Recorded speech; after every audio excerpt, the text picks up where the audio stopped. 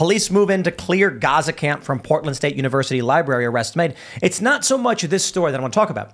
It is a video explaining and helping you understand what's going on. I can tell you very simply, Portland is the city equivalent of a mom at an ice cream shop with her 9-year-old son who's going, "Mom, I want 3 scoops of ice cream." And she goes, "Okay, please just stop yelling and I'll give you whatever you want." That's what it is. And I'll show you with this video from Ollie London. Students wearing, let me pause real quick. Students wearing masks and bike helmets charge at police using garbage can shields. As they rush towards police, they trip over and fall in the dirt. Okay, that's awesome. Well, here's the video of the police making the arrests of these criminals. And here's how they respond. This is hilarious. Look, they're charging. They're charging the police. Go get him, buddy. You got this. Yeah. Yeah. Here we go, watch. It's so good. This person on the right actually charged and attacked a police officer. You're going to jail, with man. a garbage can. That's a felony. Look at this. Look, I want to say this.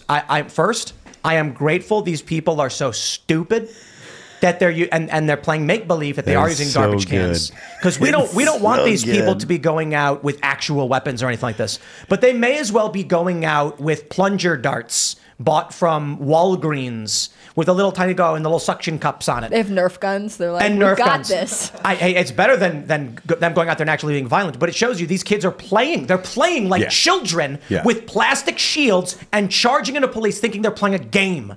And it's because the adults have left the room.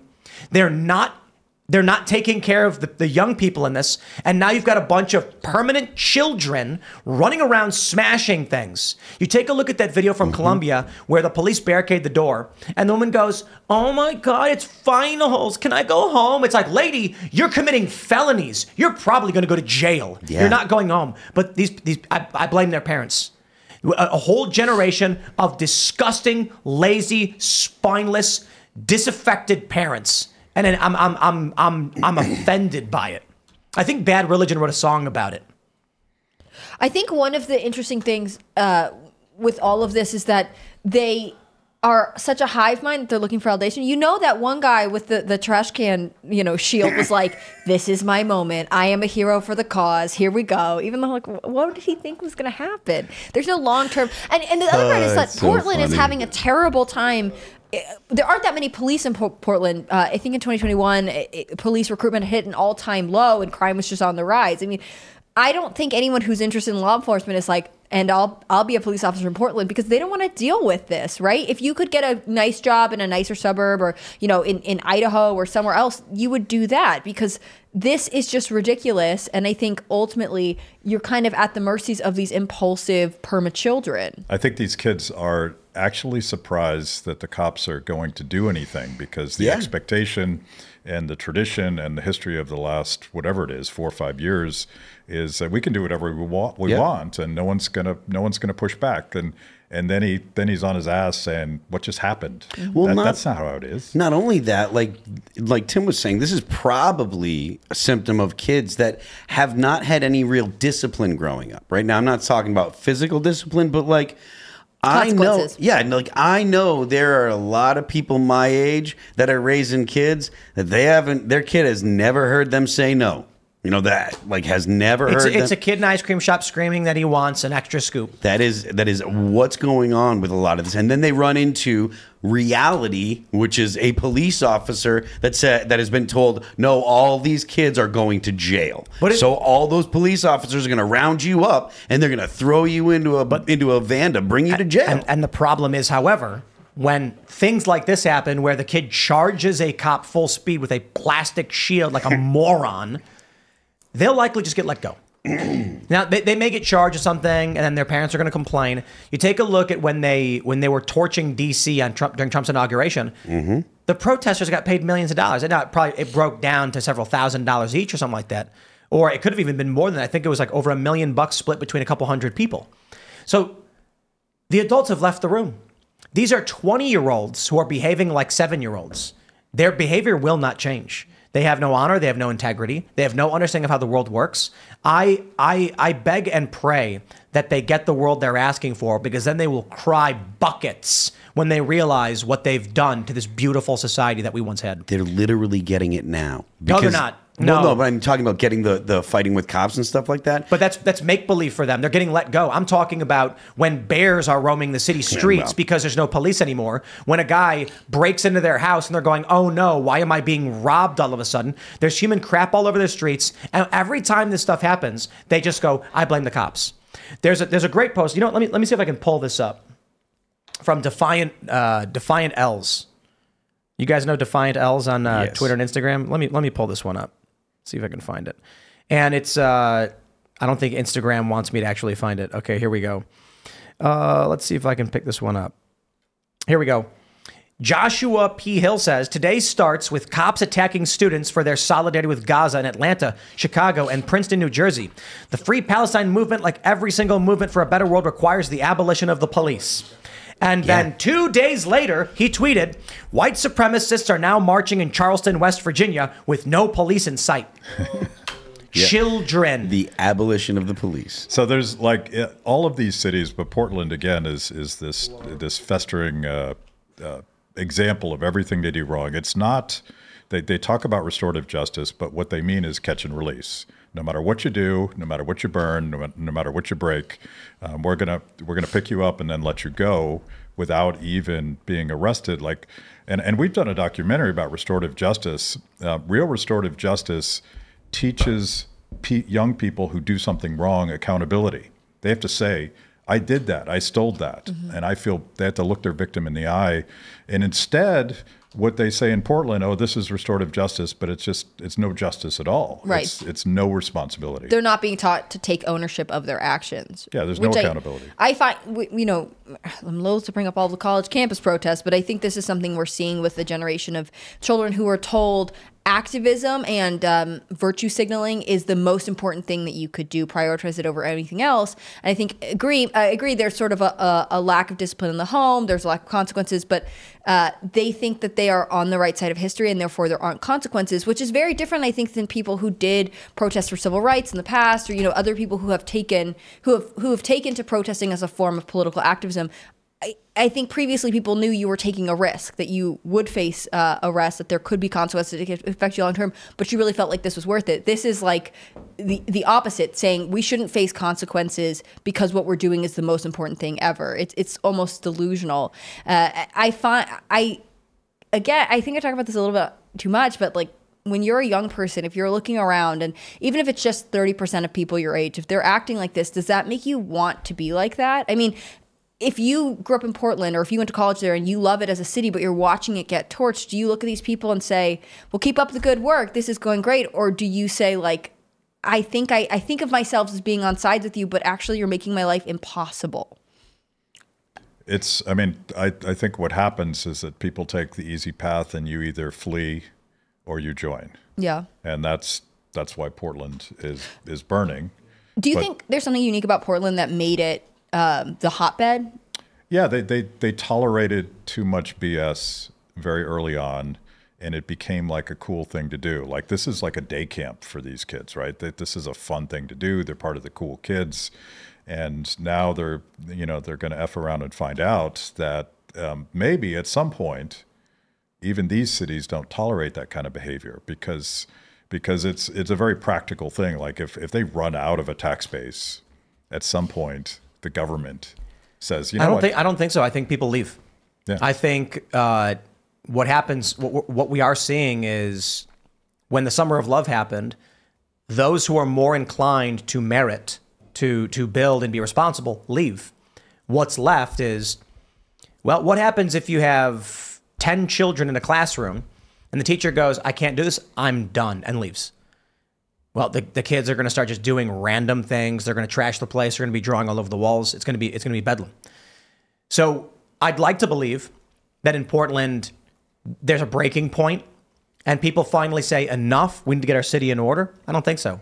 Property values go down, so the people who own buildings will be like, I better just sell this. Well, they're not going to get their asking price, so they'll sell it at a loss to someone who's thinking, wow, 10% under market, I'll take it. And then they go, oops, I shouldn't have bought this. Property values will continue to tank. Many people will probably default on their loans. We're already seeing this in San Francisco, where large corporations like the Westfield Mall, and I believe it was, what was it, the Hilton, or there was another hotel, basically told their creditor, you know what, you can have it, buy, and just dipped out and abandoned an entire mall just like in the middle of the city, saying there's no point. So what's happening when you have no community is that no one wants to be the person to lay the brick so that every day we can have shelter. And I've experienced this growing up, and it's disheartening. But throughout my life, I have found it has become increasingly difficult to convince people to do any amount of work. I believe it's the millennial generation. I believe millennials are mostly lost. They want everything and they want to do nothing. I tell people, I remember back when I was living in Chicago skateboarding, and I went to all of my friends and I said, we're always complaining about the harsh winters and our inability to skate. If each of us contribute only $50 a month, we can rent an indoor space. And they went, okay, you do it and then let me know. I'm like, there you go. Now you'll never have it. But I'll tell you what, when I save up the money and I get it, you're not coming because you're lazy. You don't want to contribute. And then what happens? Then they expect to be able to be let in.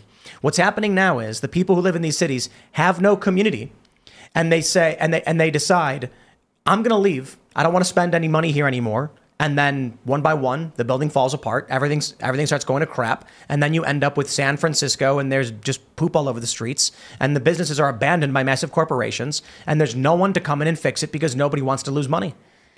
Who's gonna spend $10 million in San Francisco hoping the city turns around and their investment improves? Nobody. And you see that like you saw it in Detroit. Like after 2008, after the auto crisis, not that Detroit was doing great before that, but like after that, there was a serious exodus of people. And it's really, really hurt. Like Flint's a mess. Like these areas have like really been affected. And in fact, you can see it throughout the whole Rust Belt. Like as companies leave, jobs leave, and that hurts the place, the people of those places. So if you have, I am Sean, actual justice warrior. I am Sean 90, I think. He says all the time, and I think he's right. Like, poverty doesn't drive crime, but crime drives poverty because crime makes investment leave the area. Crime makes people that have means leave. If you have the means to leave, that means you're left with poor people. Your tax base dries up because even though people refuse to acknowledge it, all of the taxes are paid by a small percentage of Americans. So if you drive the wealthy people away, those are also the people that are paying taxes. That means your services get worse, your schools get worse, your police forces get worse. All of this stuff is downstream from crime, from unsafe cities. You need to have, and this was something that I was complaining about, like when people started talking about ACAB, like the whole ACAB sentiment, right? Not the idea that communities don't support your police forces. That was going to always mean that you were going to get a lower quality police force. And we're seeing those results now. Someone super chatted saying that they think it was the bad parents. Jazzonaut says bad parents were Gen X. I don't think so. Gen Xers, for the most part, had Gen Z kids, and Gen Z kids are turning out to be relatively based. Maybe it's because of their circumstances, but I do believe that many boomers were bad parents. I certainly think there are great boomers, and there are many boomers who have great kids and were great parents. I think the boomers gave us Star Trek: The Next Generation, brilliant. But there are a lot of boomers who were like, I don't know what, post-hippie, lazy, do whatever you want for their kids. And now their kids are running around smashing things, shaving their heads, and they're going to struggle to survive. If any one of these kids in Portland, and I know they're adults over the age of 20, but they're functional children, you take 10 of those kids and you teleport them instantly into, I don't know, the middle of Alaska. They're done. It's just over. Now imagine you take 10 young Amish people and blink, they're all of a sudden in the middle of the woods. They're going to be like, well, let's get to it. And you come back in a week and there's a village and you're like, wow, these people know how to build. Yeah. Do you remember when AOC so infamously said, "My generation has never known true prosperity"? And Oh my God! It was a great punchline, but I tried to take it seriously, and I have this half-baked sort of Jordan Peterson meets Ayn Rand sort of theory about this, that we have a problem in that the capitalist system actually creates tremendous prosperity. And the big question is, do I get a third scoop of ice cream, or do I get the new iPad, or what is my trauma going to be because I don't have everything that I need? And I think there's a crisis in meaning when people don't have to work for anything. And there's a dignity that comes from work. And this is the Jordan Peterson part, but maybe also the Ayn Rand part, that the struggle itself, trying to do something with your life. And if you never had to do any of that, you're lost. You have no meaning, you have no purpose. So you see Antifa or whatever, and you're like, yeah, I'm gonna go join that because I got nothing else. Yeah, I agree. I also think it creates a sense of envy. I think when you have a lot of people who don't really have purpose, when they look at people who do, they're filled with jealousy, and they can't always name it, but they're like, you are living life in a way that I subconsciously know I want, and therefore the fact that you have something I don't is a threat to me. And I think that's part of sort of the materialism that comes with a generation that grew up in prosperity, right? That they have so much that they can't think of life without it, and they therefore can't empathize with like what they actually need to do to create a life for themselves that's meaningful. It is wild to me how many people that I know who grew up, very comfortably, a lot of them, their parents were together, provided for them, they went to college, will turn around and be like, well, capitalism's a terrible system. Like, then tell me which one you would rather live under, because you have gotten everything you want out of life because of the system that you are now deciding is so evil. But they don't think they have it. They don't understand what they have because they didn't ever have to get it. And they always they want something else. They're lost from eating, and so they're jealous of the idea that there's something they don't have. Thanks for watching this clip from the Timcast IRL podcast. Hang out with us live Monday through Friday at 8 p.m.